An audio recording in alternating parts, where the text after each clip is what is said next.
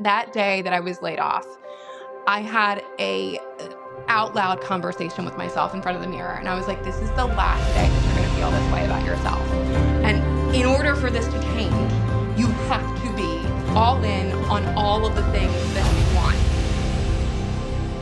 Every year, I try to go through hundreds of student names and all this data. What's not so easy is to try to figure out like mindset shift, if you will. I don't always know that from all of our students, but there are certain people that clearly have this why not me, go big or go home mentality, and they always make it, because at the end of the day, the only way to fail at a coaching business, if you actually know you're a good coach, is if you quit.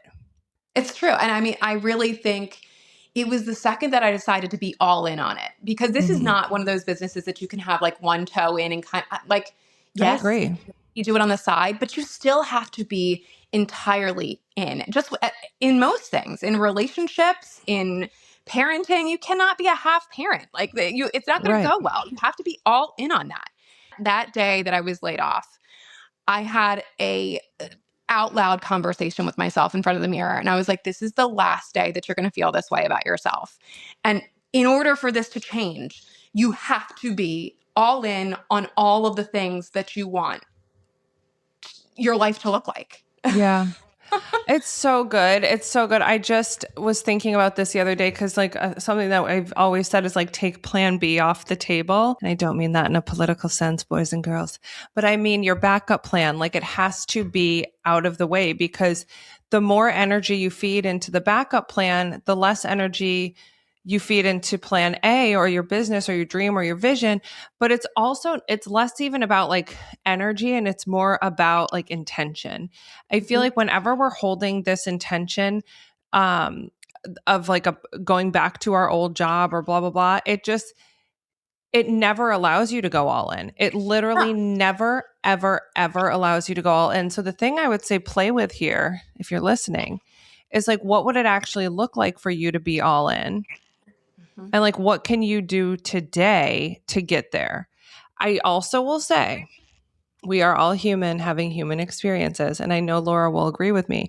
There are days when you don't feel like it. There are still days when you're like, oh my God, like, I don't know if this whole thing is working.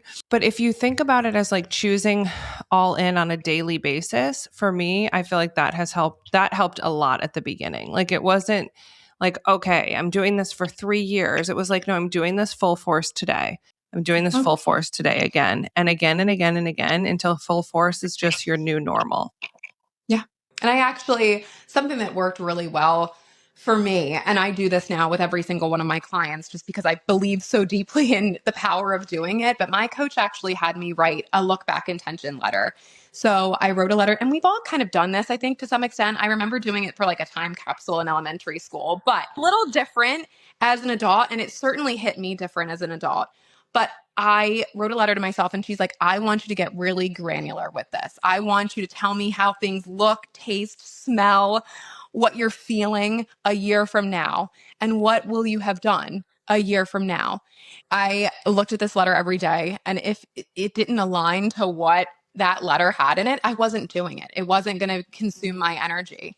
And like things obviously pivot, but mine pivoted in a good way. I think I started off with, I want to have full one-on-one clients. I'm at 8, like I doubled it. I wanted to eventually start a podcast. I started one. I wanted to maybe be a coach for Hopkins. That was like the first thing that happened. Wow. But it was really like starting to plant the seed of like, hey, there is no backup plan. This is the plan. And I talked about it every day to myself. Yeah. I feel like you need to like kick all of our butts. I am feeling very motivated. You're like the coach everyone needs. This is crazy.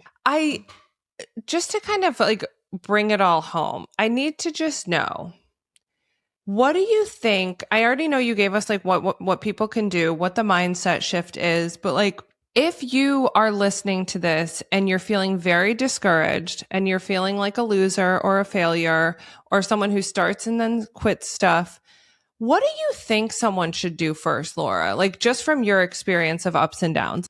Legitimately, I would consider hiring a coach. I mean, I am not one to like poo-poo on therapy. Lord knows I've had therapists my entire life, and I think there's a time Mm-hmm. and place for therapy, and I think it works really well in tandem with coaching. But it wasn't until I invested in a coach of my own where it was really more of that forward thinking versus like let's rehash like everything that's happened and let's unpack the why. There's certainly a time and place to kind of have some context as to why you are the way that you are and why you do things the way that you do, but at some point you need a way through. And for me, it was a coach. I was like bashing my head against the wall thinking like, how do I move forward? My it literally felt like my wheels were spinning. And it wasn't that I didn't have the answer. You know as well as I do, our clients that we coach have the answer. They need the reminder.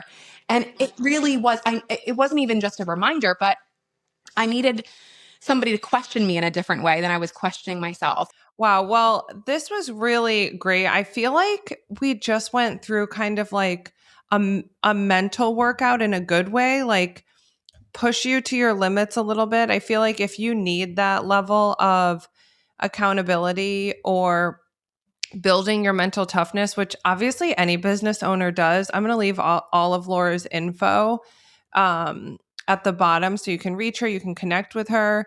I know that she has picked other professionals' brains, so perhaps she'd be open to sharing with you a little bit more if you're interested. But executive coaching is one of the fastest growing niches in the coaching industry. It's one of the highest paid niches in the coaching industry. And Laura obviously went from laid off to replaced corporate income in less than a year. And I just don't know any other business where you can have that level of ROI that fast. I'm going to leave all of Laura's info for you. And I just want to thank you for letting us borrow your brain and your inspiration and motivation this afternoon. I feel like it's just the kind of kick we needed to kick off the year. I so enjoyed being here, Liv, and I'm excited about anybody considering coaching. I cannot say enough positive things about this experience. Oh, thank you. I know you're such a good graduate. You're such a great fast success story. And let's be honest, I love people who build their business over years, but I also love people who are just like all in from day one and they create success in record speed because not everyone, has the luxury of not generating income right away. So thank you again for being here, Laura, and we will leave all of the notes below and we'll see you next time. That's great. Thanks, Liv.